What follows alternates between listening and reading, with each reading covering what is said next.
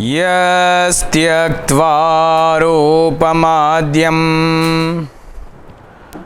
prabhavati jagataha anekadha anugrahaya prakshena klesharashihi vishama vishadharaha anekavaktra subhogi sarvajnana prasutihi bhojaga parikaraha pritaye yasya nityam devo hishaha savo vyat sita vimalatanuhu yogado yogayuktaha yogena chittasya padena vacham malam sharirasya cha vaidyakena yopakarottam pravaram muninam patanjalim pranjaliranatosmi abahu purushakaram shankhachakrasidharinam sahasrashirasam shvetam pranamami patanjalim Srimate Anantaya Nagarajaya Namo Namaha Patanjala Mahabhashya Charaka Pratisamskritaihi Manovakaya Doshanam Hartre Ahipataye Namaha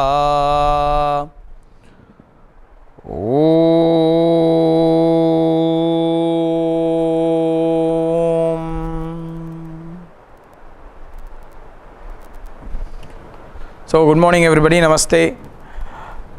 Last week we have been discussing the sutras on Ishwara Pranidhana. The Patanjali has been presenting that concept of Ishwara which he would like us to embrace and actually have a relationship with Ishwara as a means to reach the state of Samadhi or to refine our mind. Now, in the sutras 24, 25 and 26 which we have discussed in the last weeks, Patanjali is clarifying the definition of who is this Ishwara. We have had discussions on this topic. The Ishwara that is presented in the Yogasutra of Patanjali is little bit different from the Ishwara that is presented in most religious traditions. Ishwara in the Sutra of Patanjali is presented as a source of knowledge and as a teacher more than like a creator or a destroyer. Ishwara is presented more like a symbol of knowledge. So, this is a very unique definition of Ishwara that we have seen, and Patanjali's great contribution is this, that he presents it this way, thereby making it very accessible beyond religion. So, this yoga philosophy in some way is universal to everybody, because when you look at Ishwara as a source of knowledge, it's beyond the boundaries of even religion, because many religions try to fit Ishwara into their school system or their structure, and sometimes the Ishwara is much bigger than this. This is why I always like to say, that Ishwara is too big, God is too big to fit into one religion. It's a very important idea to remember for us. But having clarified what is Ishwara, Patanjali is telling us in the next sutra how to establish a relationship with Ishwara. Okay, Patanjali creates this idea of Ishwara as a source of knowledge. He is the teacher, etc. Now, how can we establish a relationship with Ishwara? Because when we have to have a link with Ishwara, there must be some method.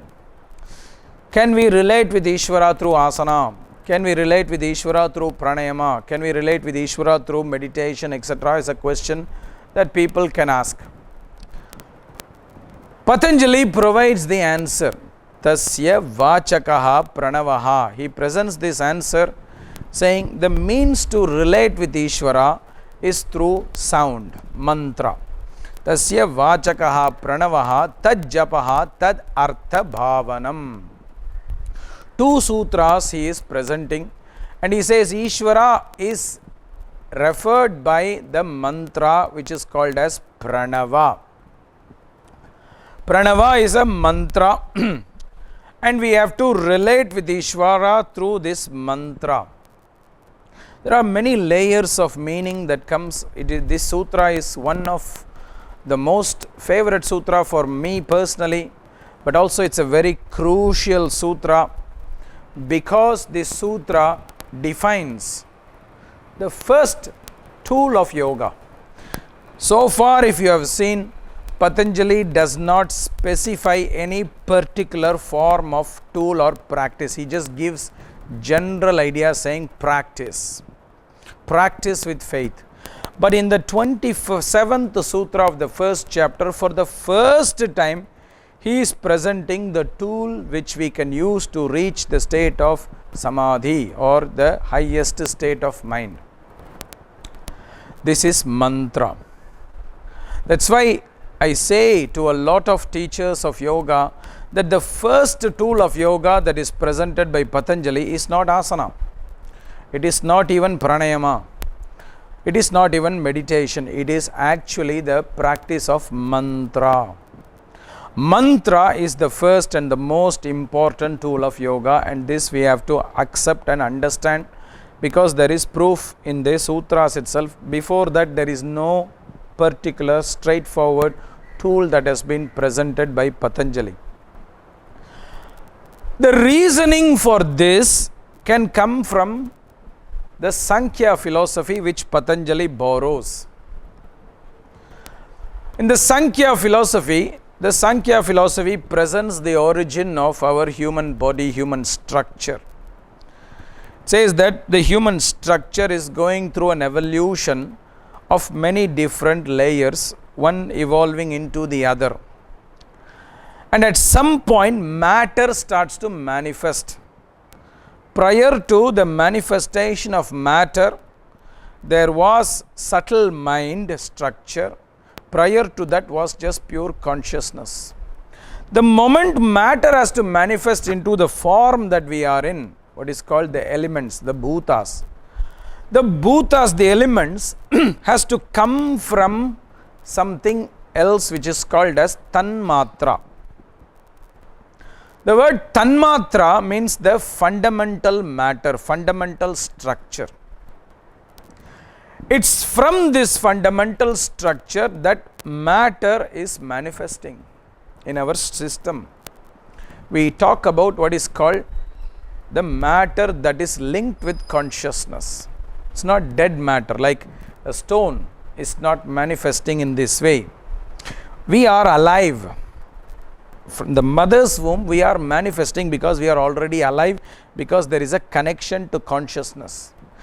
The conscious matter is manifesting through what is called tanmatra. First, among the tanmatras, of which there are 5 tanmatras, the most fundamental is what is called shabda tanmatra, sound. Sound waves, the fundamental structure of sound. It's a remarkable concept. Modern science is also coming to this understanding slowly that fundamentally there was only waves. Please remember, sound does not mean that we have to hear something. It can just be like a vibration. A vibration. There was recently some movie that was coming out, What the Bleep Do We Know, or something like that, where they talk about this. Fundamentally, there is waves only. at the most subtle structure. That waves is what creates matter. That matter that is created includes our mind structure, includes the body structure, which is very important. Because in the yoga philosophy, our mind is not only part of the brain. Mind is part of all the Purusha, all the Prakriti, all the matter, all the elements. Modern science also, in somehow they say this. We say, when I say we have muscle memory, we have organ memory. What does it mean? That there is memory in the organ, there is memory in the muscle. Now, what is memory? Part of our mind activity. So, the mind is everywhere. So, through Shabda, through sound, we are able to influence matter. This is what Patanjali is trying to say. And that is why Patanjali says that sound is the most fundamental structure. And therefore, the tool that is the best tool to reach the subtle point in our heart, that is Ishwara, is through sound. That is why all the other spiritual systems which are both religious as well as non-religious, they use sound, mantra, chanting in one form or the other. If you look at the Christian tradition, if you look at the Judaism culture, if you look at the Islamic culture, which are all religious traditions, you will see that there is use of sounds. When you look at certain schools which are spiritual, religious, you can call, but without God, such as Buddhism, such as Jainism, they are also using chanting. If you go to certain pagan cultures, such as the traditional cultures from lands such as the Australia or New Zealand or the South American culture, where they don't necessarily associate God to be a particular entity, but they are seeing God in nature. They don't have a particular form that other religions have. Even they are using sound to connect with this divine principle which is existing in nature. Even yesterday, somebody from Facebook shared with me one link which is talking about Maori sounds, which are very powerful, that are useful to connect with nature. What is traditional system of New Zealand, they are using sound. So every culture you go, that they knew, the wise ones knew that sound was the way to connect with the highest principle, no matter where you are from. This was a principle that they used. And that is why Patanjali is also saying very simply, use mantra, simple, use the chants that are representing of Ishwara, and therefore use a mantra that is called Pranava. In the Vedic culture, the Pranava mantra is the mantra that is supposed to represent the divine principle. Some of you may have heard the Pranava mantra, but may not necessarily know its name as Pranava. Pranava mantra is the very common mantra, Om. In the Vedic culture, we don't usually use the mantra Om casually. So when we have to refer to it, we don't say, oh, I do the Om mantra. We use another word because it is so special that we don't use it casually, so that it loses its value. So that's why they give a name. We are using the Pranava mantra. What is the Pranava mantra? Tasya vachakaha pranavaha. Ishwara is represented by Pranava. Where is the reference for this? Patanjali school is a Vedic school, therefore the reference is always in the Vedas. Om Pratyaganandam Brahma Purusham Pranavasvarupam Akara Ukara Makara Iti Anikadha Samabharatadetadom Iti Yamuktva muchyate yogi janma samsara bandhanat. So this is a reference from one of the Vedic texts, which is called as the Narayana Upanishad or the Atharva Shiro Upanishad. And he says, Pratyak Anandam Brahma Purusham Pranava Swarupam. Swarupa Pranava Swarupam. What is the meaning or nature of Pranava? Pranava represents Pratyak Anandam Brahma Swarupam. It represents the one that is always in joy, one that is always happy, Ananda. Who is always happy? The divine consciousness is the only thing that is always in happy. We are happy sometimes, unhappy sometimes. Something nice happens to us, we are happy. Something not so nice happens to us, we are not happy. We saw this earlier in the Sutra 124. Klesha karma vipaka ashayehi aparamrishtaha purusha visheshaha Ishwara. Ishwara is not affected by any actions, any karma. He is unaffected. He is always happy. The Upanishads say that the divine is always happy, whatever happens. Brahmasvarupam. Ishwara is an expanding principle. Ishwara is not contracting. We are contracting sometimes, expanding sometimes. The word dukkham means contraction. When you are dukkham, when you are suffering, you feel choked. You feel contracted. You feel that choking feeling in the heart.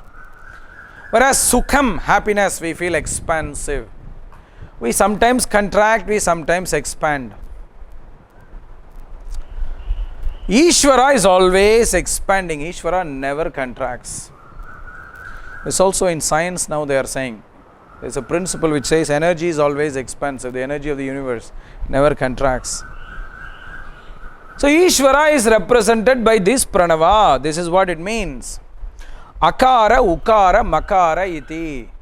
The Pranava is made of 3 syllables. Akara, Akara, the A syllable. Ukara, the U syllable.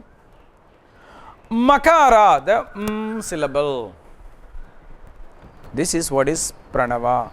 Tan ekada sama bharattade tadom iti. When the 3 come together, tan ekada, when the 3 come together, ekada means they become one. When 3 become one,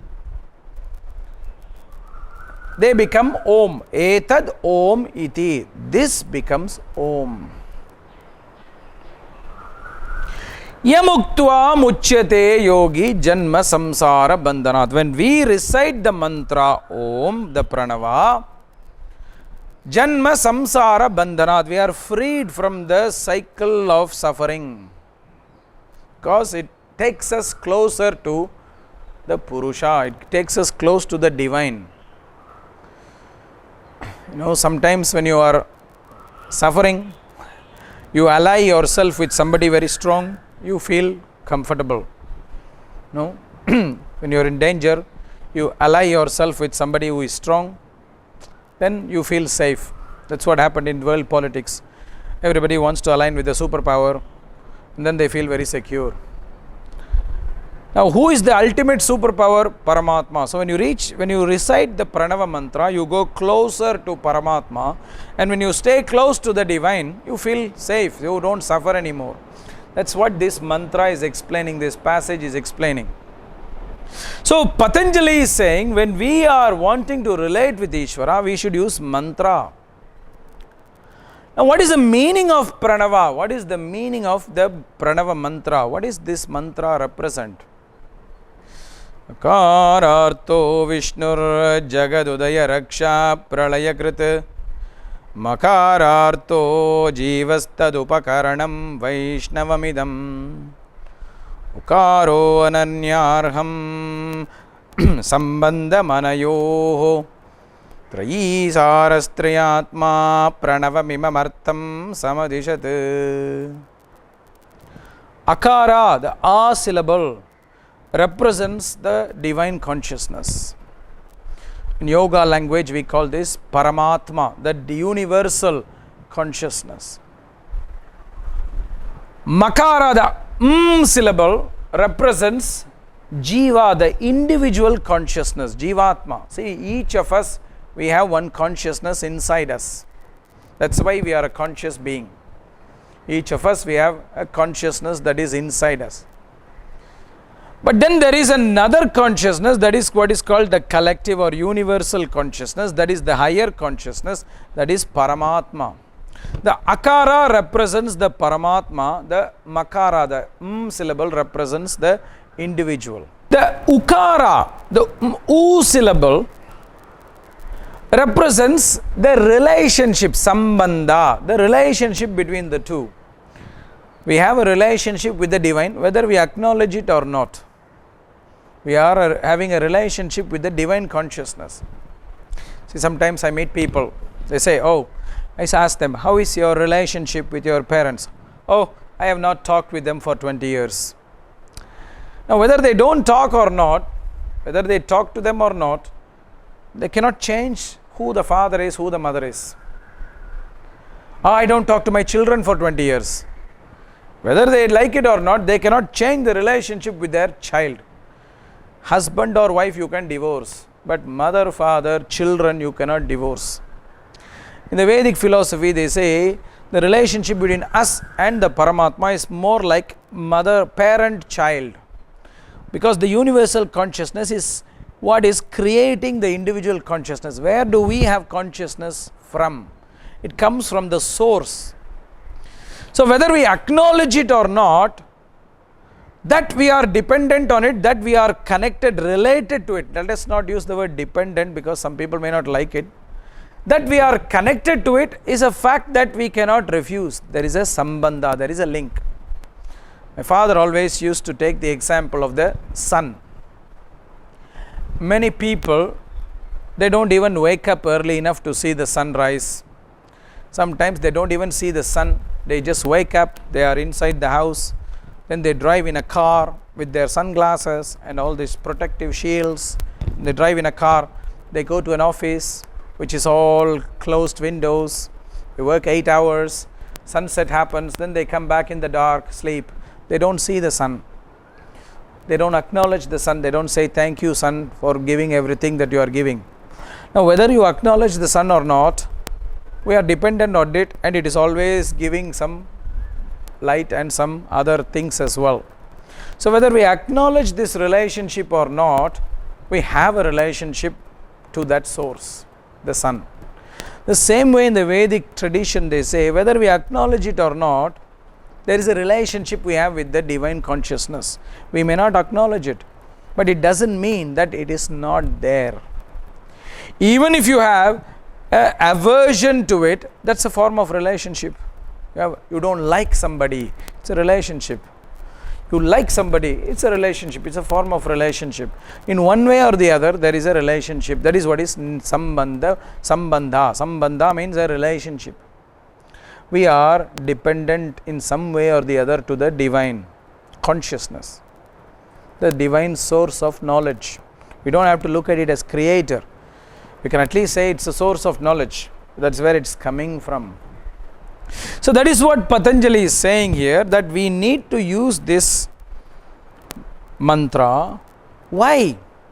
So that we can establish a relationship with this source of knowledge, and therefore somehow mirror that. Somehow we mirror that. See, mantra japa is a form of meditation. There are many forms of meditation. Now, what is meditation? Meditation is the process where your mind is holding an object of focus for a particular period of time without getting distracted. Now, that object need not be only image, it can be a sound. So, through mantra, it is a form of meditation where the object your mind is occupied with is a sound. And that is why Patanjali says, Tasya vachakaha pranavaha tajjapaha tadartha bhavanam. Link with a mantra that becomes your tool. Now, what is the purpose or what is the dynamics of meditation? The Vedic tradition says when you are meditating on something, you acquire the qualities of what you are meditating on. Suppose you are meditating on an object of focus, let us say the sun. You will acquire the qualities of the sun. This is what is the dynamic of meditation. Otherwise, why should you meditate? You will receive that quality. Now, if you take that understanding, what we have to meditate on in this context is the Ishwara, Pranava. Patanjali says, use this mantra and meditate on Ishwara. A few sutras ago we saw what is the quality of Ishwara? Source of knowledge. Source of knowledge. So when you meditate on a source of knowledge, what will you get? Knowledge. That's what you will acquire. And when you have that knowledge, there is no more suffering. Because in the sutras of Patanjali, you will see this in the second chapter, avidya is the fundamental cause of suffering. Tasya hetuhu avidya. Patanjali clearly says, the cause of suffering is avidya, lack of knowledge. So when you are meditating on a source of knowledge, when you get that knowledge, this is not textbook knowledge. This is the knowledge of consciousness, knowledge of Purusha, knowledge of Ishwara. Then the suffering reduces. Patanjali will soon clarify this. In two more sutras, he will very directly says, when you do mantra japa on Ishwara, your obstacles in life will be removed. And he talks about 9 obstacles. We will see that in the upcoming weeks. So, Patanjali is saying mantra is a way of meditation on this source of knowledge so that we get that quality. There is another way of looking at it. Mantra is that which we are reciting to ourselves. We are always doing some mantra. Suppose I say the mantra again and again many times, I am not good enough, I am not good enough, I am not good enough. That will become your meditation. That is what you will become. The world is a bad place, the world is a bad place, the world is a bad place. That is what will become, because that is the mantra you are reciting. So Patanjali is telling us, change that pattern and use a mantra that represents some lightness, some positivity. We are often reciting to ourselves, telling ourselves mantras which are negative, based on fear, based on all these negative kleshas. And that is why we draw that. And it's very interesting. When we say we get that quality, it's not just physical, it's not just mental quality. We get that quality in the vibrations. Suppose I am using a negative mantras, my body will start having that vibration. The nada will become negative. The vibrations in the body will become negative. The fundamental sound will become negative. And what happens when there is negative vibrations? You will attract negativity. The kind of people you will draw, the kind of surroundings you will want to live, the kind of jobs you will want to engage with will all be things that is nourishing this. Patanjali says, change it. The moment you start chanting, the vibrations will change. If it starts becoming positive, you start inviting positive things into your life. Positive people, positive environment to live in, positive job, positive work colleagues. The whole, you will have a transformation. Health will happen. And this is what is holistic health. Everything will change. That's why mantras are so powerful, because it can change the environment around you. The internal environment as well as the external environment. That's why sometimes, even if it is uncomfortable to sometimes for us when we do some chants, if we sustain it, the positivity will come, because the mantra sometimes it is like a process of purification. It has to remove the toxins before positive things come in. So that's why sometimes some people, when they start doing certain chants, they feel a bit uncomfortable in the beginning stages. It's like a purging process. Sometimes when we are vomiting, when we throw up, we feel disgusted. During the process, and maybe we feel some pain in the throat, in the chest, etc., even for maybe a few hours after we do it.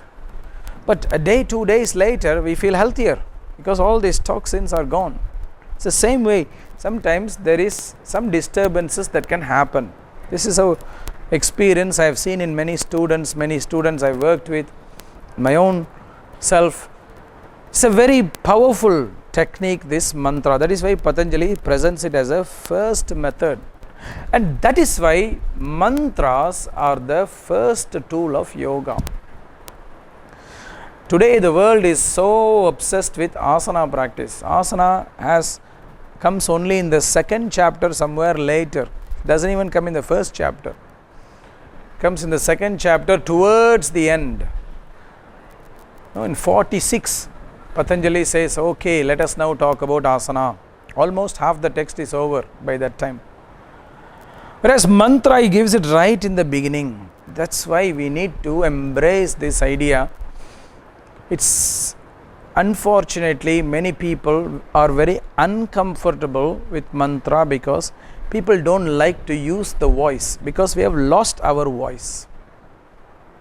Somehow, because of trauma, because of abuse that we have in our environment, some of which is conscious, some of which is not conscious.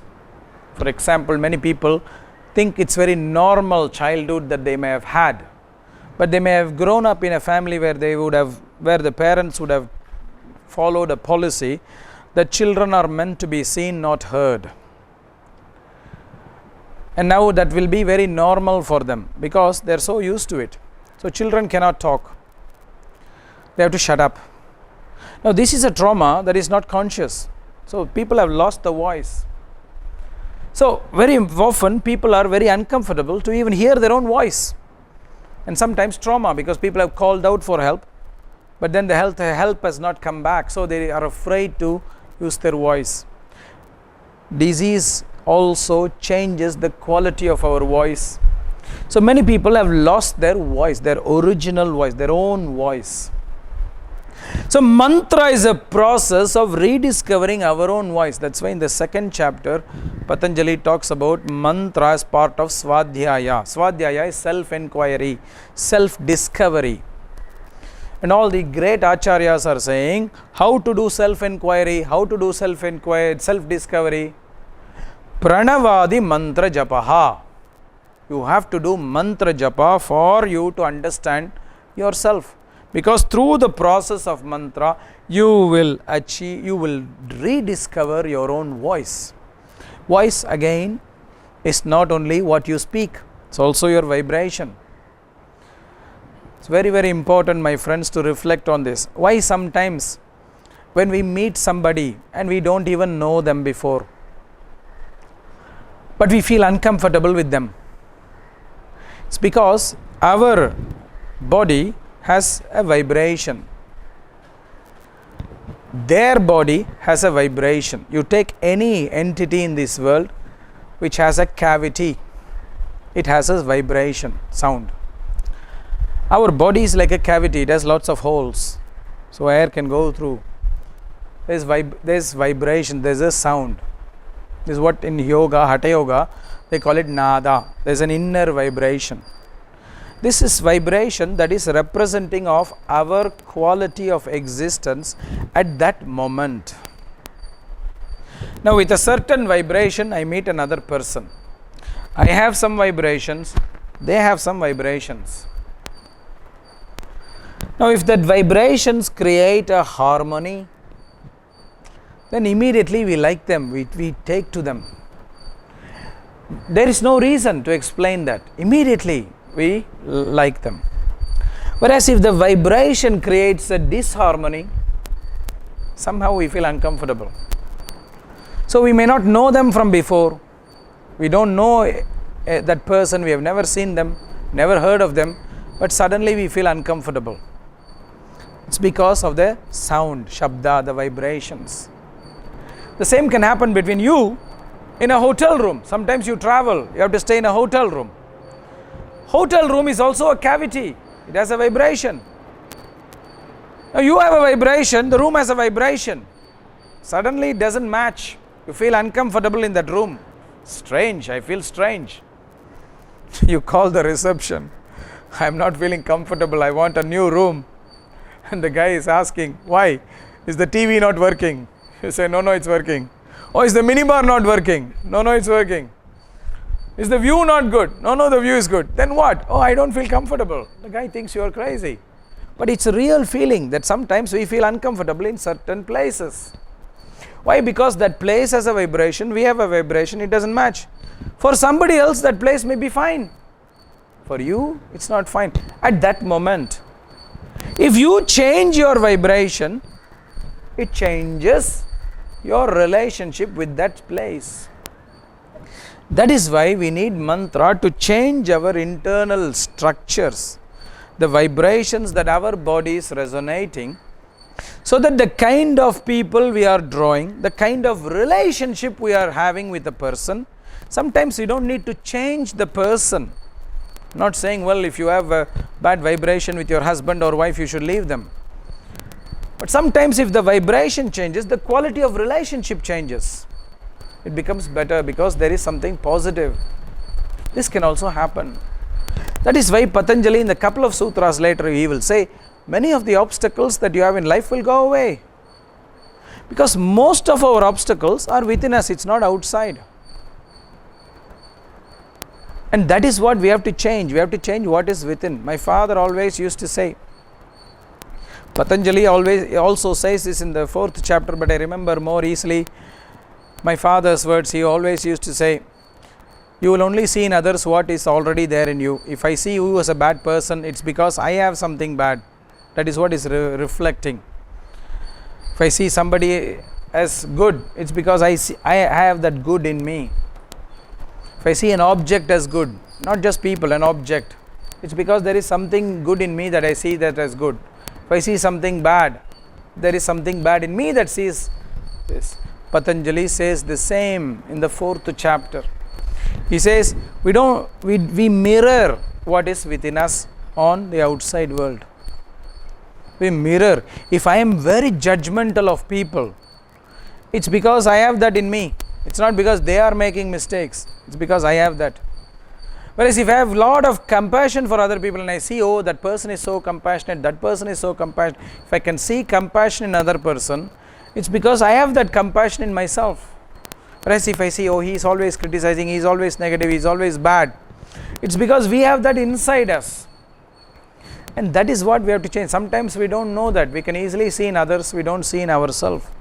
And that is why the Swadhyaya process, self-reflection, is so important. And the means to do that is the mantra japa. Mantra is the best way to do Swadhyaya because it takes us right to the heart. The word mantra, just for your curiosity, is originating from the word mananat trayate iti mantraha. That which protects you. Mantra will protect you. It will not put you in danger. When you do the mantra in a correct way, in an appropriate way, it will protect you. You will not be in danger. Mananat trayate iti mantraha. When you are linking with the mantra, that will protect you from all the negativity that this world can bring to you. So you will not have any negative things in you. That's why the quality of the vibrations that we express is very important. And the way we can do that, the way we can change it into something positive is through mantra japa. This is the summary of the sutra, Tasya Vachakaha Pranavaha. Patanjali is giving us the means to link with Ishwara which is through this very subtle and powerful tool called mantra.